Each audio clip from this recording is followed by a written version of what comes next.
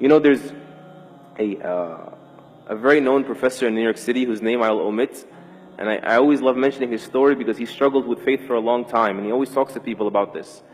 And he was an atheist, and he came back to Islam, and he says, I read a line from Allama Iqbal, and it just shut me down. And all my research was finished, and I said, there's no running from this. Allama Iqbal, rahimahullah, he says, sure, you can deny God, but how do you deny Muhammad? Alayhi salatu wassalam. In other words, sure, you can be immature and say, I'm not going to believe in something I don't see. Case closed, stop talking to me, right? But how do you deny someone who lived in the flesh here, who God communicated with? How do you deny the reality of Muhammad sallallahu alayhi wasallam? How do you explain that?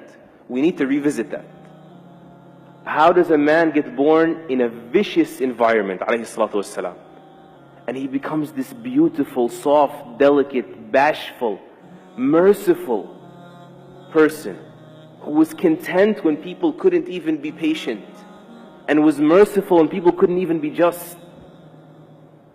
And he was gentle with kittens, and he praised people for taking care of animals. And then on the battlefield, he's on the front lines, and the tough guy is the one that can stand by his side, or the brave person, more respectfully, because these are the Sahaba, right? Al-Bara and Ali, they say the tough one is someone that could come near him. He's on the front lines, alayhi salatu wassalam.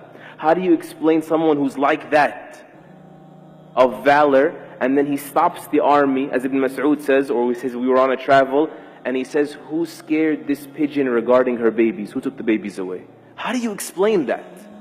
How do you explain the only person in human history that has ever removed racism from society successfully? And I think you know it's alive and well in the United States. The only person in human history that has ever removed alcoholism effectively, that has suffocated the institution of slavery until it dwindled and people benefited from their freedoms and enjoyed them. How do you explain that he, alayhi salatu wassalam, becomes the most influential figure in human history? Alayhi salatu wassalam. How do you explain that? We need to come back and find shelter in these things. There's only one explanation.